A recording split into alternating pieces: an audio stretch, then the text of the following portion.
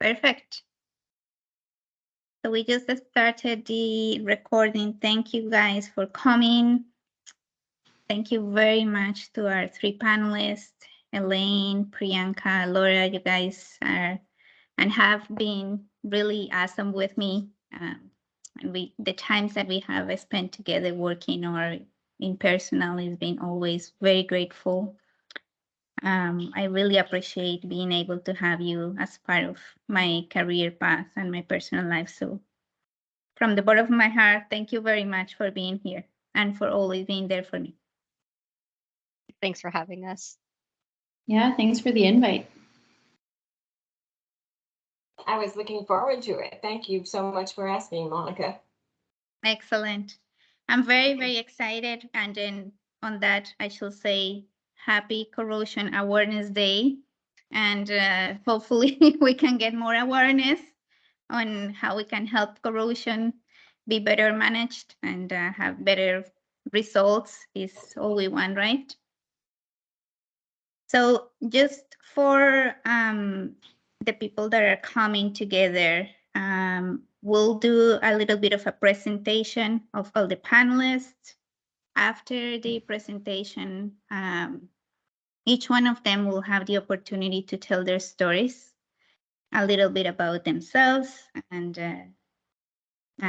all that greatness. After that, we'll go in to have some questions. So you guys, that will be the time where the participants can have questions, and then you will send those questions through the chat, and then we can ask them to the panelists.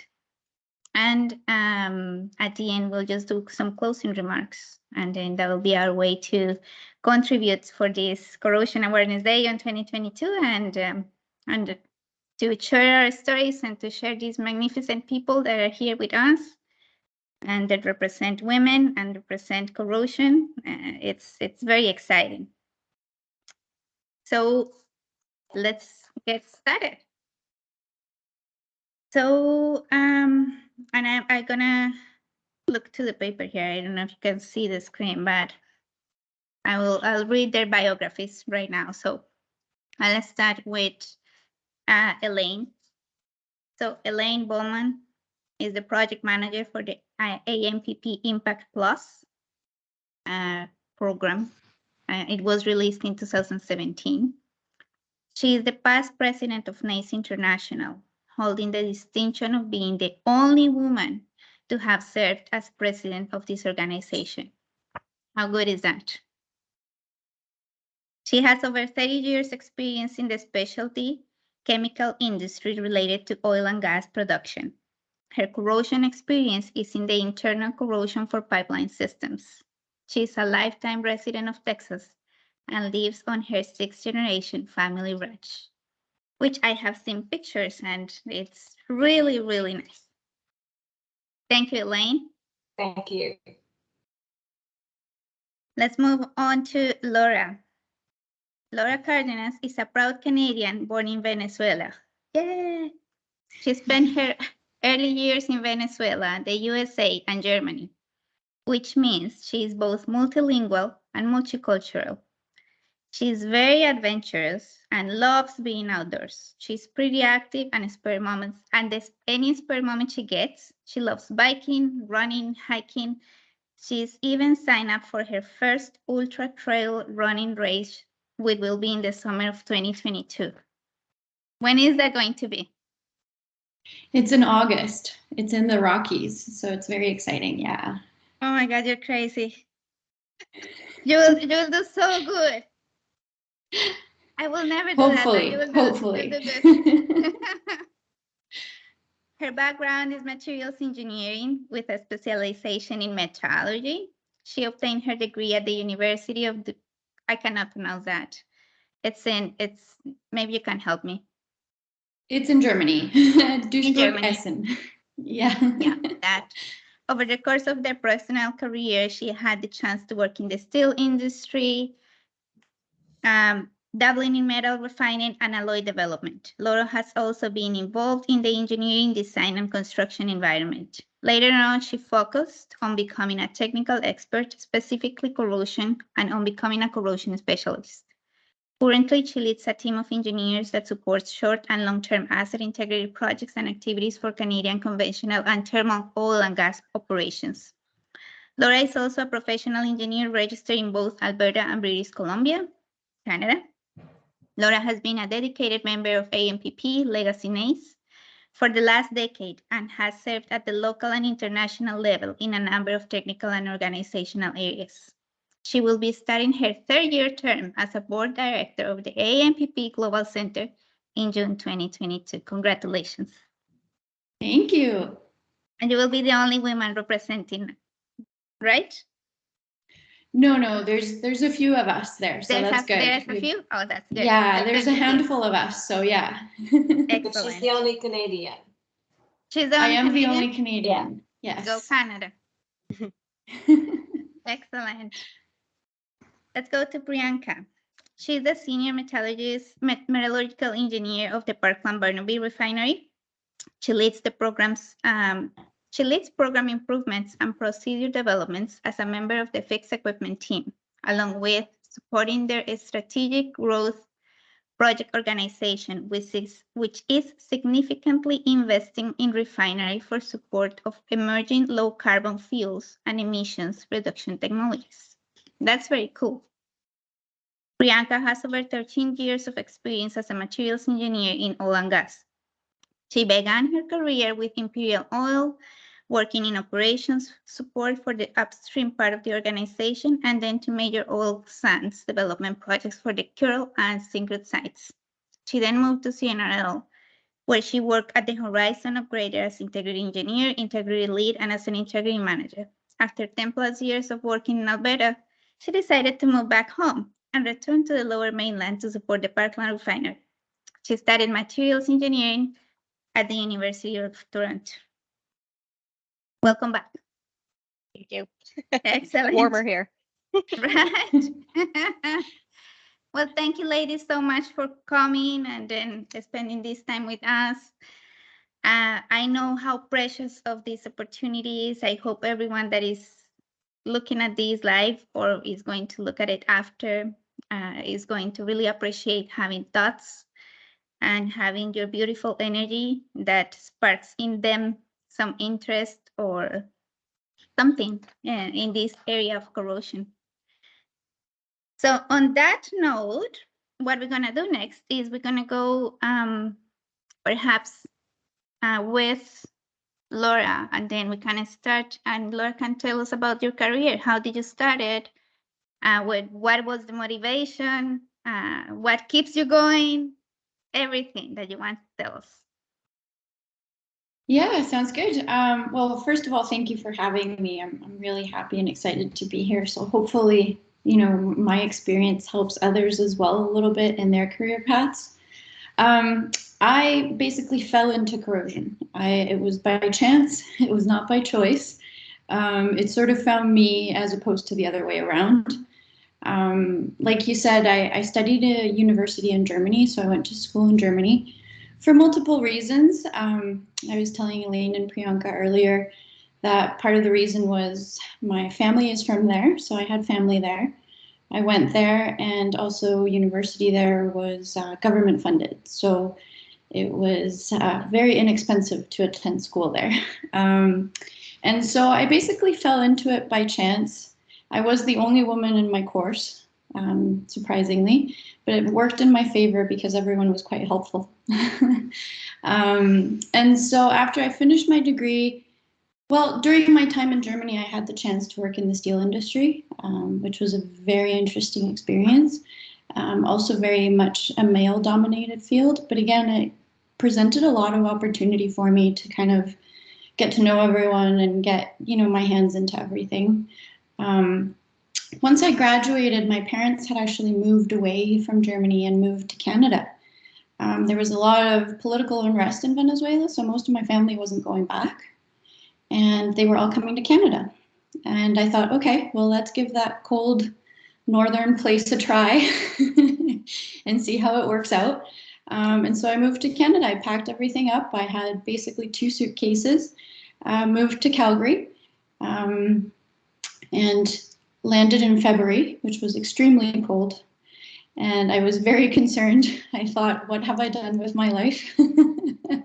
I don't know if this is the best choice, but I've actually been in Canada now almost 13 years. I love it here. Once I moved here, I started working in the EPC environment, so in the engineering industry. I worked for Jacobs for about 2 years. And then after that, I actually had the fortune of joining a very sort of boutique specialized corrosion consulting company. And I worked at that company for about 8 years. And it was a great sort of knowledge base and knowledge baseline, which really allowed me to focus on becoming a technical expert. And I was also fortunate enough to be working with someone that really supported me and wanted me to get into the industry. And so he really pushed me and gave me challenging work and helped me develop as a technical expert. After that, I actually joined a company called Lloyd Register and had the fortune of working with Monica for about 2 years, which was a great experience as well. That kind of gave me a little bit of the other side of the coin. Instead of just looking at corrosion, I was now looking at asset integrity as a whole. So not just looking at how does corrosion contribute, but looking at likelihood, consequence, all that fun stuff that's more from the integrity standpoint. And now I've joined a company called Canadian Natural. It's one of the last major Canadian-owned and operated oil and gas companies. And I've been here for 3 years. And I lead a team of about 6 engineers. And we work on all of the asset integrity initiatives for our conventional and thermal operations. And they're a very lively, determined bunch. So it's been a great honor to work with that team and actually lead them. It's been a lot of fun. And so I'm really enjoying this part of my current career. So that's my summary in a nutshell. That's basically my professional life in a nutshell. Cool. Thank you very much, Laura. Priyanka, you want to go next? Sure. Yeah. Thanks for that, Laura. Guess my career currently, as Monica mentioned, I'm the senior metallurgical engineer at the Parkland refinery. So we're kind of the last refinery left here on the West Coast. There used to be 4. Now there's 1. There's a lot of investment into low carbon fuels and initiatives with co-processing and biofuels. So from the metallurgy aspect, it's very interesting because in the refining world, there's decades of experience, but there's a lot of new things, new problems coming out with low carbon fuel technology. So I'm really excited to be at the forefront of that and learning how to manage that at our refinery. Along with that, I support a lot of our asset strategy development projects. So I oversee a project right now for RBI. That's actually how I met Laura and Monica originally when I used to be at CNRL. So we're moving heavily into the RBI implementation for a lot of our assets. So I oversee a team there. And then I also look after our piping inspection part of the program. But that's my current job. I'll go back to the beginning. Beginning of my, technical career. I graduated from University of Toronto with a materials engineering degree, a bachelor's and a master's there. I graduated during the 2008 recession, so a lot of my classmates and friends were having their jobs revoked and there wasn't a lot of opportunity. So I was very blessed and lucky to be offered an opportunity from Imperial. I specialized in sustainable development and energy during my degree. I didn't really know what that meant. I just know that I thought, solar cell technology was cool and nuclear was cool, but oil and gas really wasn't prominent in Toronto, probably not as much as it is for the universities that are Alberta based, but I got the job offer and I took it. And so I moved from Toronto to Calgary and I began my career as a materials and corrosion engineering training at Imperial. I did 2 years there, supporting a lot of conventional oil and gas assets, along with the Cold Lake asset, which is cyclic steam stimulation, so a little bit different than conventional. Had some great mentorship there. After a couple years, I got moved into the major projects part of the organization. So my official position was based technically out of Houston then. I joined something called the ExxonMobil Development Company, and I supported 5 major oil and gas development sites, all of them $1 billion+ projects. So I was the materials engineering specialist discipline lead. So I had 5 other kind of materials and welding engineers on each of those projects. One of them right now became my husband. So he is also on the call as well. So great opportunity there. So I did that for a couple of years.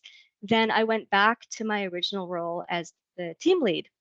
There are some newer people in the job, and so they wanted me back there to help guide that team. At that same time, I was probably over 5 years in my career and had worked a lot in Calgary, and then this opportunity came up to do a stint in the operating organization right in the field. So I went from downtown Calgary to Fort McMurray, fly in, fly out, Monday to Thursday for 5.5 years. So every Monday morning I'd fly up to site, and every Thursday I'd come back.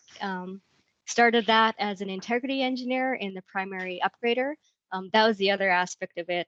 Being in materials and corrosion, I'd done a lot of the upstream work, always had a fascination with the downstream side, and this opportunity came up to be in the upgrading side. So I took it, was an integrity engineer for about a year.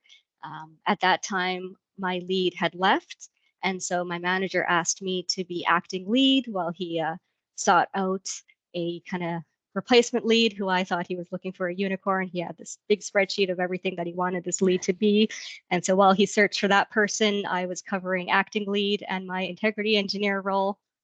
After doing that for a couple months, I remember going to him and being like, so, how's this, lead going? He's like, oh, I can't find anyone. I might as well just make you the lead. And we laughed. And then a few months later, he came back. He's like, you're actually doing a good job. Do you want the do you want the position? So then I took over and became the integrity lead for the primary upgrader there. So I had a team of 6 inspectors, 3 engineers, and myself looking after that. After a couple of years there, we had at CNRL, I was at CNRL, we had an acquisition where we bought out some more oil sand sites. And so my manager's job became director. A manager position opened up, and so I became the manager of the upgrader. So my team size almost tripled, quadrupled. I went from one area to all the areas in the upgrader, the primary, secondary, utilities, and support. So I was manager there for about a year and a half. At that point, it was probably 5.5 years of doing this. I was pretty tired. We had a lot of firefighting, and I was tired of being cold. Fort McMurray was horrendous winters, and this opportunity came up for a senior metallurgical engineer position at the refinery here, back where I grew up in Metro Vancouver. So I applied on a whim. I wasn't job hunting. I had to do up my resume for the first time in 6 years, and just sent it off and didn't know what would happen, and got the job. And so packed up and moved back home. And so that's been my career in a nutshell there. Thank you so much. How different is now looking at the refinery, like from the window in the refinery than looking at. Oh, the refinery windows are so beautiful. It's the North Shore Mountains and the ocean, and it's just stunning. The refinery is a little bit tucked away over a hill, so a lot of people don't realize it's there. But the drive to the refinery right now, for example, I drive through cherry blossoms to get there, so I can't complain. Whereas my office outside of Fort McMurray, I looked at the coke drums. But that was another type of site. Beautiful view as well, but a little bit different. A different beautiful. Yes, exactly. Excellent. Thank you very much. No problem. Elaine. Thank you, Monica. And Laura and Priyanka, my experiences are going to be very, very different from yours. As I said earlier, before everyone had joined us, mine is going to be from more of a historic perspective, I suppose. But also different in the education background and different from the experiences that I came from. Both Laura and Priyanka come from a very strong technical background. My undergraduate degree is in marketing and finance, and then I have an MBA with an emphasis in finance. And so when I went into the job that got me started in the corrosion industry, I was actually hired as a technical salesperson. So with a chemical company, and I was going to have a client. And the technical side of my job was going to be on the job learning. And we went through some pretty extensive training for several months after I went to work for the chemical company that I worked for to train us in what we were going to do in the field. So not from a technical background, I came from a very strong business background. But my client happened to be 100 miles offshore in the middle of the Gulf of Mexico. I was assigned to a very large, the largest platform at the time. It was a compression and gas gathering platforms. It was a series of 3 platforms in the Gulf of Mexico. And my client, we provided all of the biocides and the water treating for those platforms. And so I was going to be the technical salesperson that worked with that client. So much like Priyanka, I had to go 3 days a week, but I went by helicopter. I would go out to the platform and I would spend the day there, and then I would come back in late in the evening. And I was already married with 2 very young children, so it was a stressful, kind of a stressful situation. And I knew that not only was I the only woman, there was nobody that looked like me. And if weather moved in, during the day and the helicopter couldn't come and pick me up, and I had to stay, there was a one large platform that was the eating and the sleeping platform for about 70 people. And if I had to stay there overnight, they hung sheets in a corner of that dormitory, and that was my specific area because there just wasn't any place for women. It's very difficult for women to get offshore now for some very similar reasons, because you have to have all the separate facilities, and it's difficult. So in that respect, we haven't come very far in the oil and gas industry in some areas to allow women to be able to compete, on an equal footing with male peers. But I did that for a couple of years, and then I came into a director of marketing role in a technical. So I worked with all the technical people. I worked with engineers, I worked with researchers, and we would have a product line of corrosion inhibitors in a specific area. And then my job was to develop marketing programs for those that line of products. But when I went to work for that company in 1980, which you can tell how long ago that was, as part of my the paperwork that I signed when I went to work there, along with all the insurance and all the other paperwork that you do when you go to a new job, I had an application for NACE International was part of my paperwork. The individual that I was going to work for was very, very active in NACE. And that was the first thing he had me do, was to join NACE International. So I have been a member of NACE for a long, long time. And along with that, he said, we have a section in Houston that would be expected that I would attend, those monthly meetings. So my activities with my professional society started at the same time that I started in my professional career in the corrosion industry. So he became a very strong mentor. I happen to know the mentor that Laura had in her boutique engineering job, and mine was very, very similar to that gentleman. And he really changed the course of my career, encouraging me that even though very often I would be the only female on a technical committee, or I was. He encouraged me to get to lean forward, if you will, and put my arms on the table and have my voice heard. So that was a real learning experience for me. And I spent 20 years with that first company. That's sort of not the normal now. People tend to change jobs a lot more frequently than that. So I worked for one chemical company for 20 years. And I wasn't looking for another job, but someone reached out to me and said there was an opportunity with our largest competitor. And so I thought, I haven't looked for a job in 20 years. And like Priyanka, I hadn't cleaned up my resume. I did that. I sent it out, and I got the job. So as you know, for some of you that may be in the on the supplier side, if you change to a competitor, I mean, you're pretty much a pariah to people that you leave behind. They're not going to want to have anything to do with you because you've gone over to the dark side. And that's what I did to another large chemical company. So when I went to the other large chemical company, I spent 9 years there. And after the 9th year, it was a privately owned company. And it was about a $3 billion company. So for a privately owned company, it was pretty large. They sold. And guess who they sold to? They sold to the company that I had left. And so that wasn't going to be real good for me.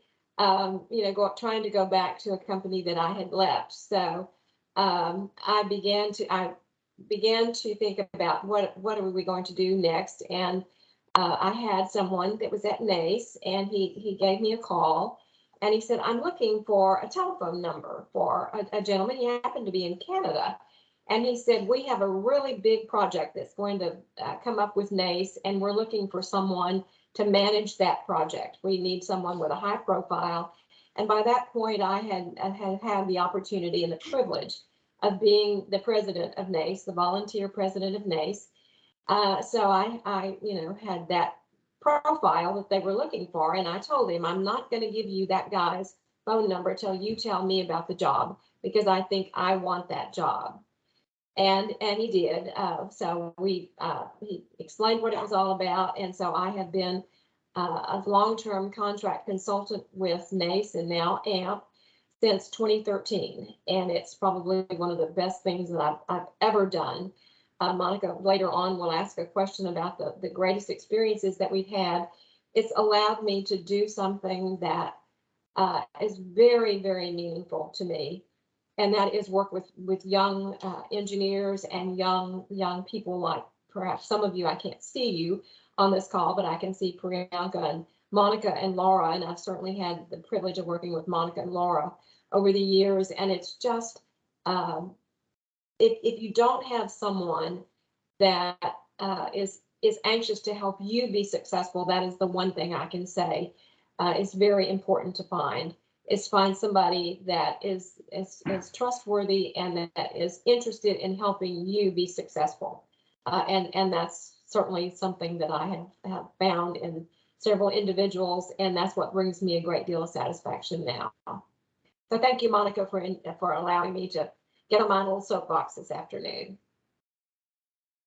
You're very welcome. Thank you very much. Yeah, and indeed, everything that you said, it is, my mind I couldn't let my mind go back to the moment that I was about to hire a corrosion engineer, and then I got a call from the former boss of that person, and he said to me, let's go for a coffee. And we went for coffee. And then he was so invested into her career, into her, continuation and her growth. The thing that I thought he will be saying, don't hire her or something, like let her be with me for more time.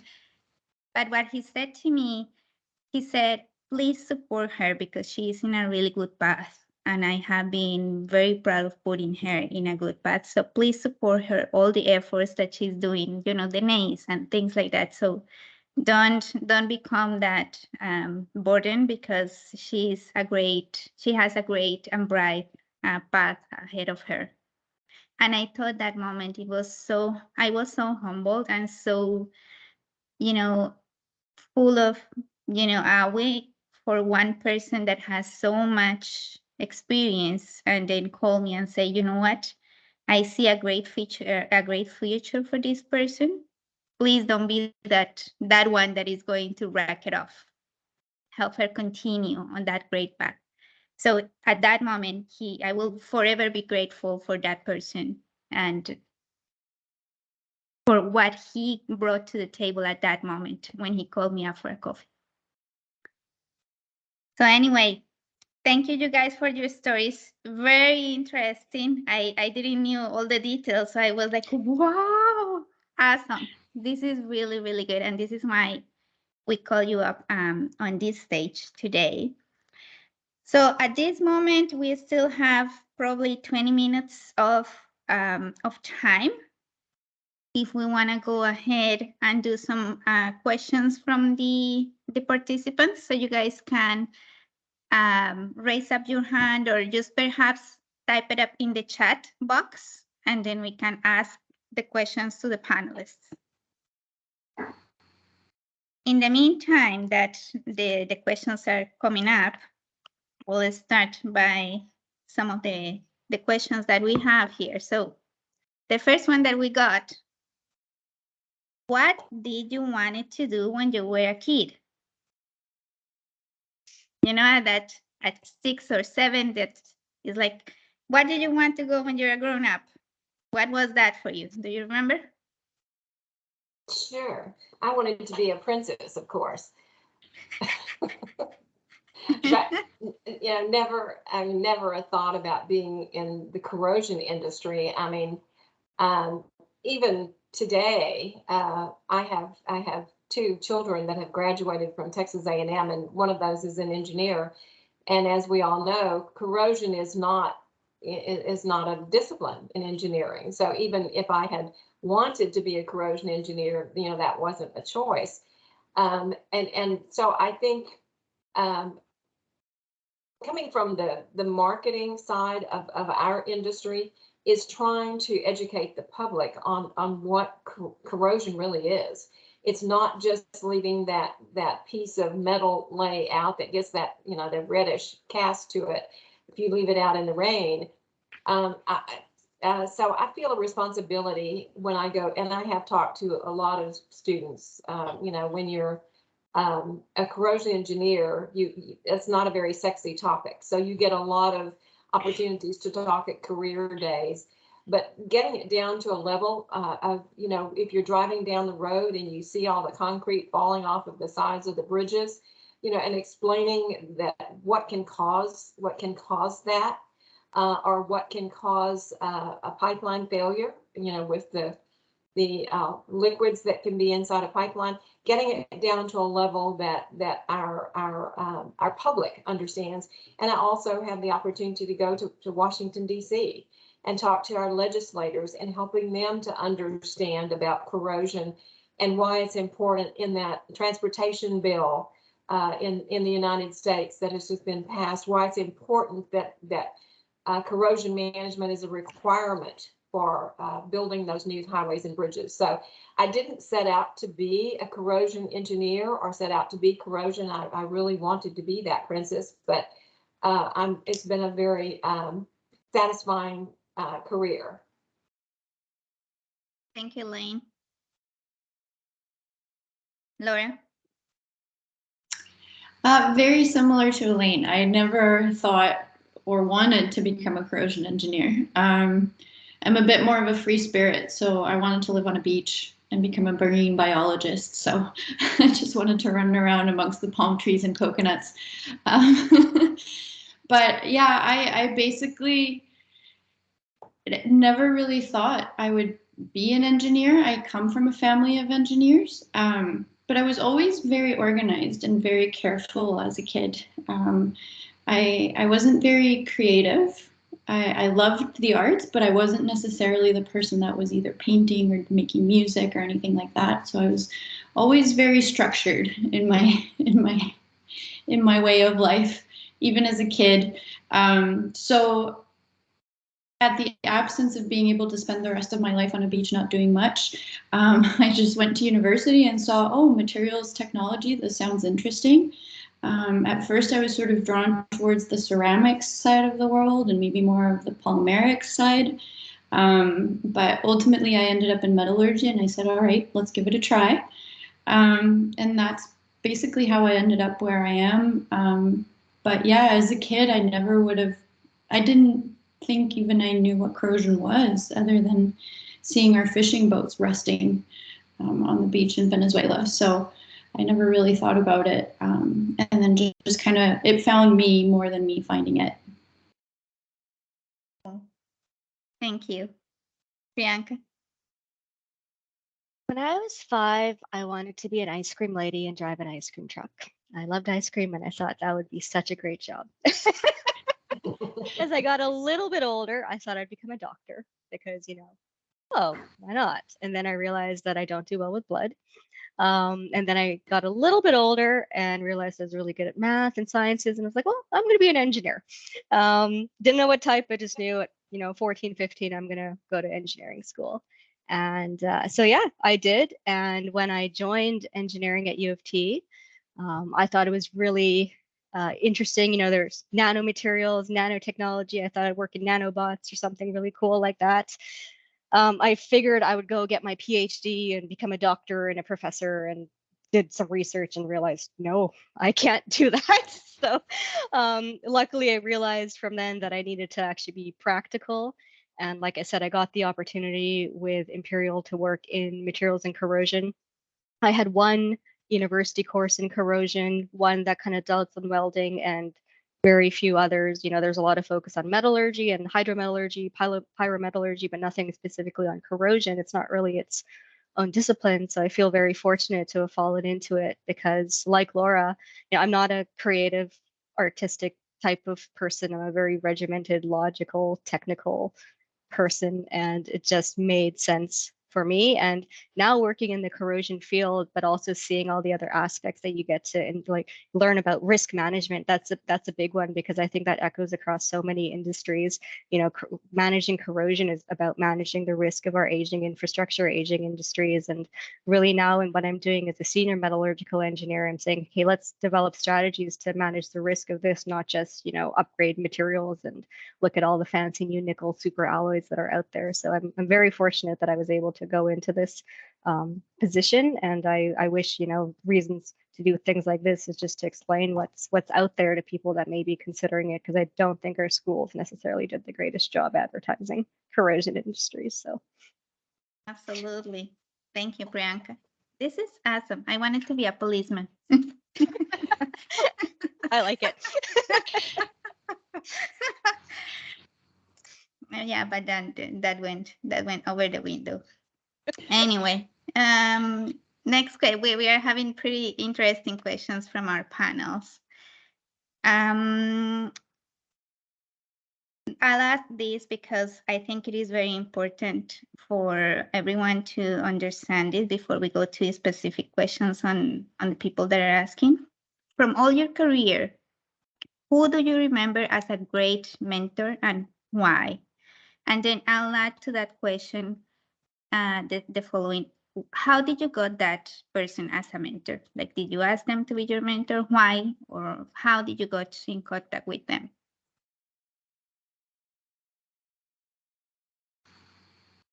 Laura? So it wasn't ever a formalized mentorship relationship. It was more informal. I never really asked if they would become my mentor. They just sort of naturally became that to me. I think both Monica and Priyanka, I think everyone pretty much on the panel knows Sandy, and Sandy really fostered my career. He not only became a very good friend over time as well, but I think during the early beginnings of my career, he became a counselor. He helped me develop almost, I'm going to say, a sense of like personal identity, but also professional competence. So he really gave me a lot of like challenging work and increased my industry exposure. Similarly to Elaine, it was pretty much a given that I would become a NACE member and start attending some of the NACE luncheons and making sure that I was involved. And that networking and exposure has really given me a sense of sort of professional identity as well. And so they would always give me expert advice, give me different projects, really push me. And at the same time, do it in a way where I thought of him as a friend as well. So he really did encourage me and open the pathway for me in a way that I never would have hoped for or even expected. So it's something that I'm always eternally grateful for. And not just him. One of the things that I've come to realize is it really does take a village. It isn't just the one single mentor. It's the people on this panel that have pushed me to do things that I didn't think I should be doing or maybe wanted to do.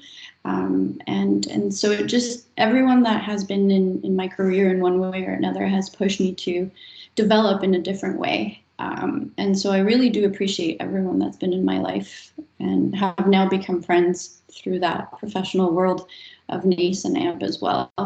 And so I think not only do I really appreciate everything my mentor did for me, I appreciate pretty much everyone in my professional life that has helped me get to the point where I am right now.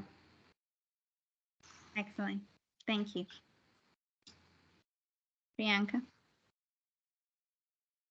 I have a little bit different of an answer to this question because I've moved around every couple years, and so I can't really pinpoint that I've had one mentor, one great mentor that I know or remember. I'm very thankful for individuals that I met throughout those different positions that mentored me both technically and in my development.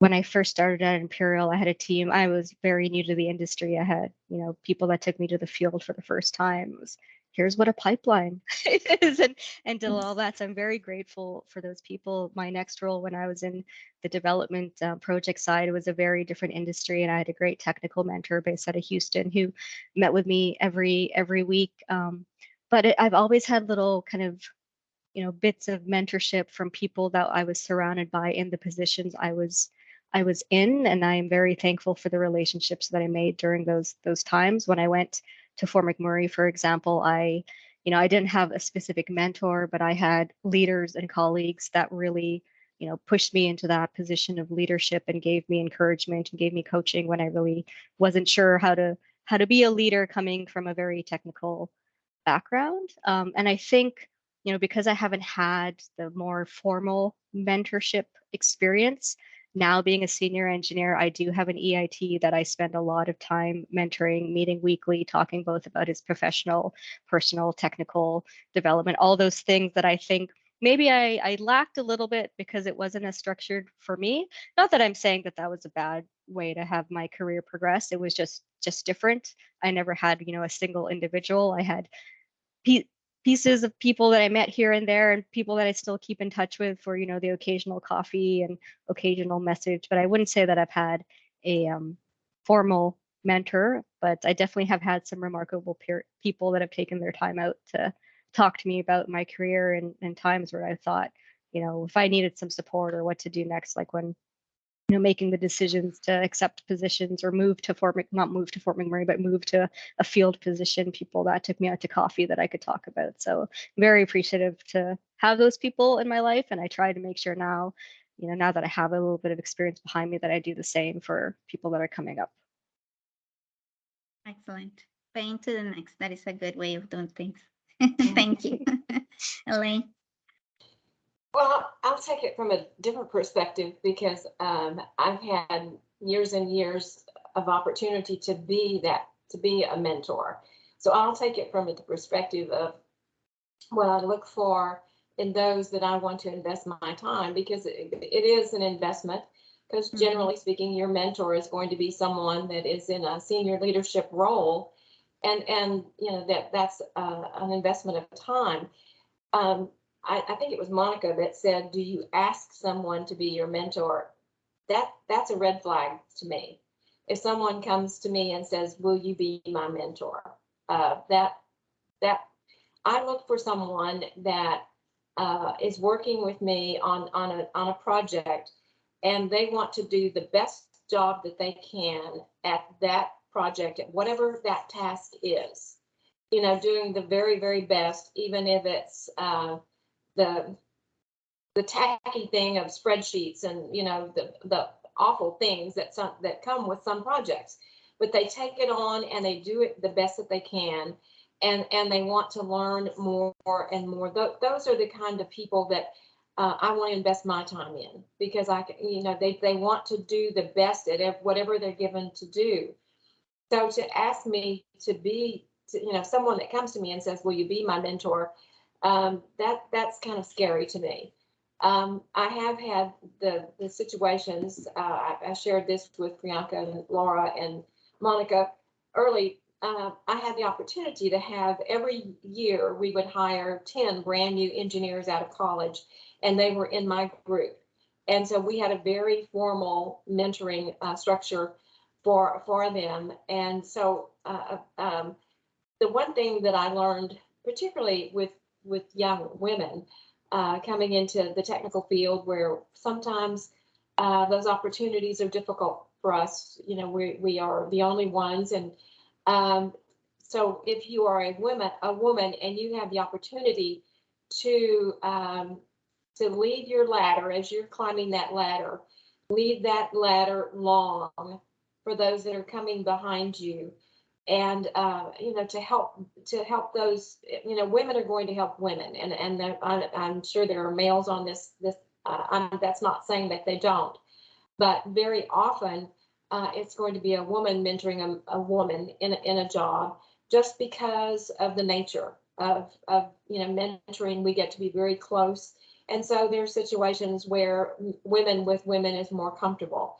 So the message that I would leave is, if we all have the opportunity to mentor, even if you've been in your job 1 year, there's someone that's going to be brand new for you to mentor. So we all have that opportunity to help those that can benefit from your experiences. Thank you, Elaine. And it's good that you gave us that perspective from the other side, not so much from the requester, but from not the mentee, but actually the mentor. And as you said, it's definitely an investment of time.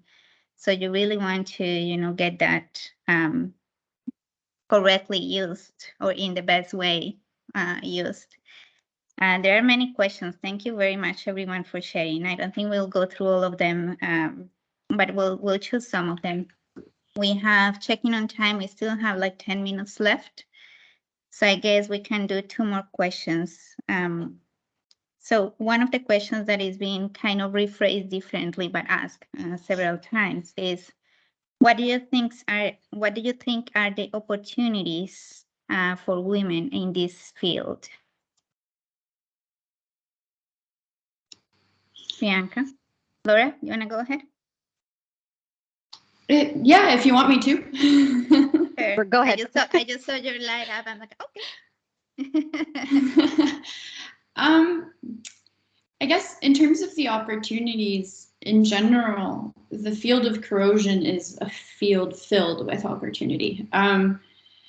Corrosion in general is very complex, and it's encountered everywhere in our daily lives. And I think we've touched on it a little bit. I don't think we educate the public and people enough about what corrosion actually is.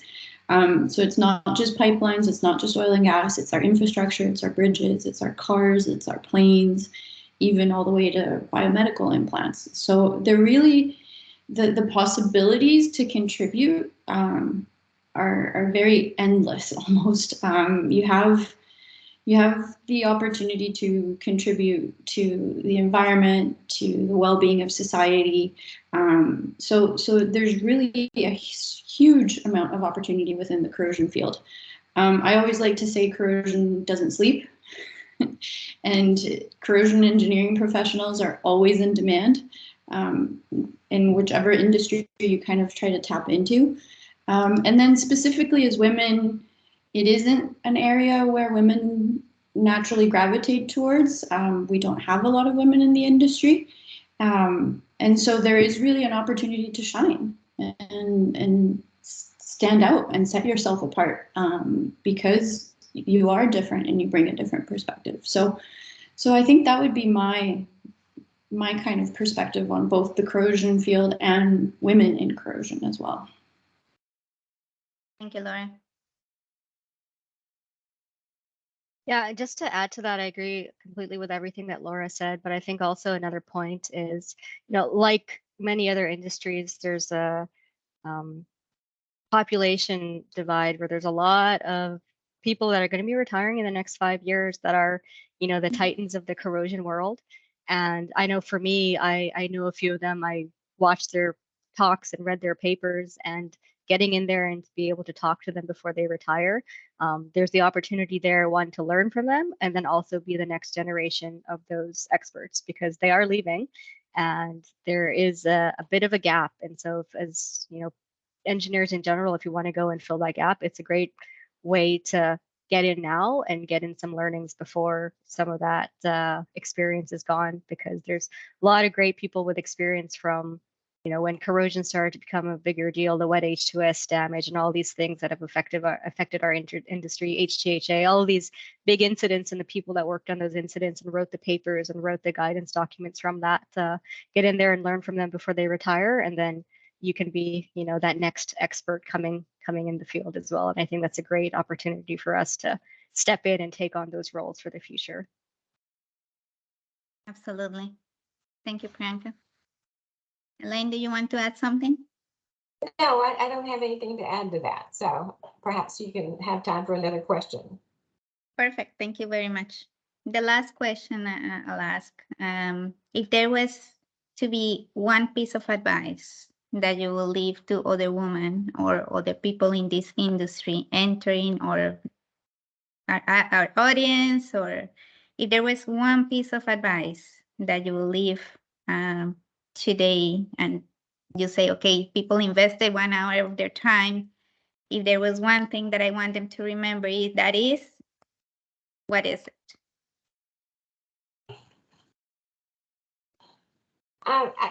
I think I've already left. I think I've already left that message. That it's been a very, very rewarding industry for me, and we've all touched on the fact that I happened to end up in the oil and gas industry as most of us did. I never. Laura and Priyanka talked about how far they moved and all the moves they've made and the companies they've made. I moved, but I moved just across the pasture. So I never moved very far from home. So from where I grew up, I went to industry. I went to university, but when I came back and built my home, raised a family, so it's an industry that allows us to have a family life and a very rewarding career from a lot of standpoints. I'm this morning, this is a Sunday, and I went to church this morning, and since we just had Earth Day this week, we were talking about the environment. And that's very important to me, that this career has allowed me to do a lot of the things that are important to me personally, for sustainability and to the world that I live in. Sustainability in the things that corrode, but also sustainable in the people that are coming behind me to leave a better world for those. And I talk about that to everybody that I mentor as well. So that was kind of convoluted, but that would be my message. It's a great industry from a personal standpoint as well as a career standpoint. Thank you, Elaine. Bianca? Oh, that's a great piece of advice.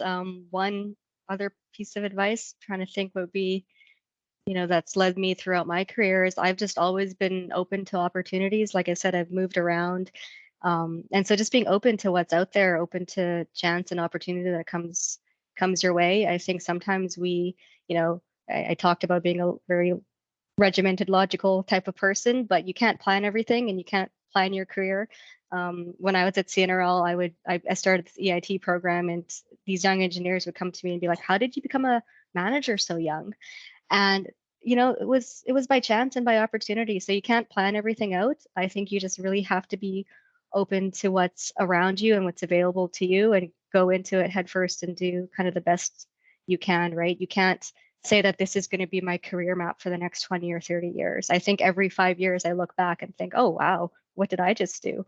And then wonder what the next 5 years is going to be. So, get out of the mindset that you need to plan your career out to a T for the next 10, 20 years.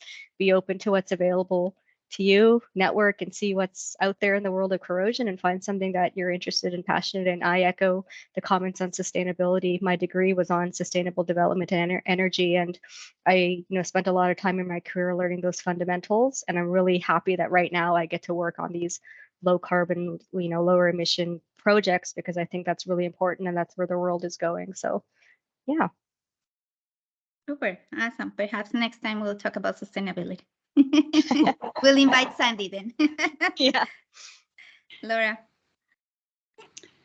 I don't think I have much to add. I completely agree with Elaine in that this has been very rewarding, both personally and professionally. I've made lifetime friends in this industry. And I also agree with Priyanka. You can't really set yourself a very regimented path.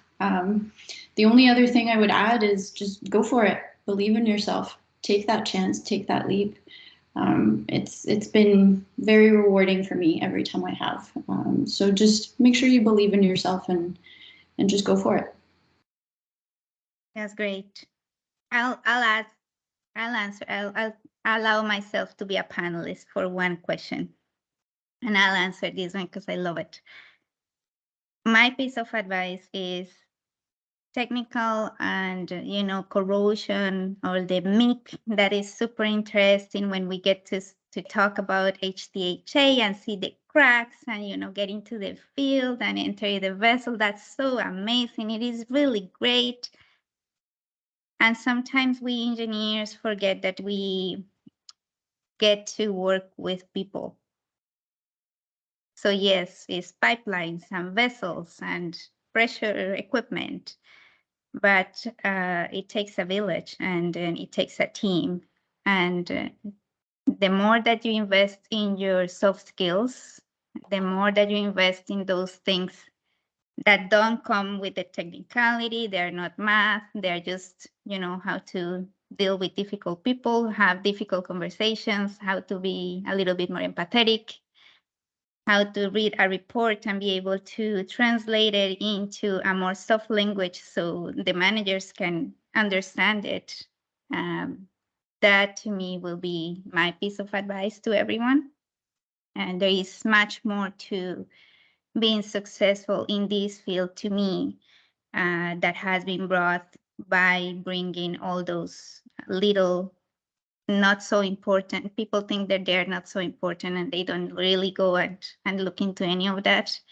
And they become somehow a little bit of a stone in their roads. So that will be my piece of advice. Now, I left the panelist cap and then I became the the one that is kind of leading this. So anyway, thank you, ladies, very much. We get to the last portion. I really, really appreciate your time. It has been amazing working with all of you guys. I really, really love and I am very appreciative of having the opportunity to be by your side, professionally and personally. So thank you very much. A lot of the audience are saying thank you. You guys are great. So this hopefully will be available sometime. And I'll let you know if there is a recording available so you can share it with all the others. Hopefully everyone had a good time, and that's all. So let's go and enjoy some sunshine. Thank you. Great. Thank you. Thanks for Good having afternoon. us, and Yeah. thanks for organizing. Thank you. Mhm. No Bye-bye. problem. Thank you, Anytime. Monica. Okay, bye. Bye.